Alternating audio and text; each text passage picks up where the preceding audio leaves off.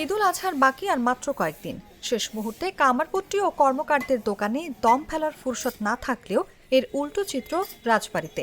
সবার চেয়ে এইবারকার কাজের অবস্থা খুবই খারাপ, এতটা খারাপ যা ভাষায় প্রকাশ করা যাচ্ছে না। ঈদের আসার 3 দিন দুই একখান করে আসতেছে আর এটাই করতেছে। এইভাবে করে কেন সংসার কিভাবে চালাবো বলেন? আমাদের গলার তো ভাষা নেই। অন্যান্য বছর এই সময় কর্মকাররা কোরবানি পশু জবাইয়ের জন্য চাপাতি, ছুরি, ছোড়া, দা সহ প্রয়োজনীয় জিনিস তৈরিতে ব্যস্ত থাকলেও এবার অলস সময় পার করছেন। কাজ না থাকায় কাঁচি ও বটি ধারের কাজ করছেন অনেকে, যা অন্যান্য বছর ঈদের প্রায় 15 দিন আগে বন্ধ করে দিতেন।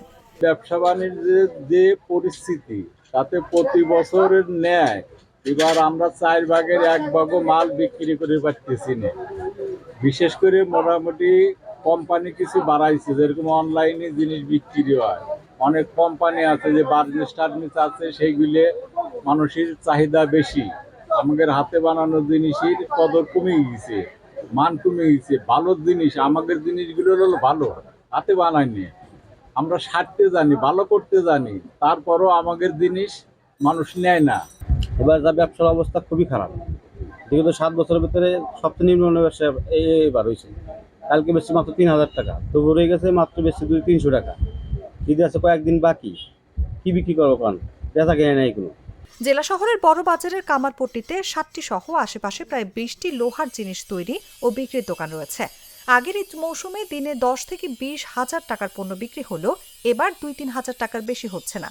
কিন্তু ঈদকে কেন্দ্র করে ব্যবসায়ীরা লোন করে মালামাল উঠিয়ে বিক্রি না হওয়ায় বিপাকে পড়েছেন।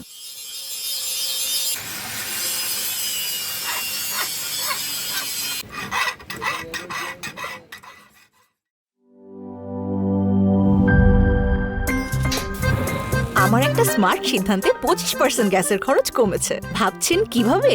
সাধারণ গ্যাস স্টোভ বদলে আমি এনেছি আরএফএল গ্যাস স্টোভ। এর সাইন্টিফিক নজল ও ব্রাস বার্নার ক্যাপ সমানভাবে তাপ ছড়িয়ে রান্না করে দ্রুত।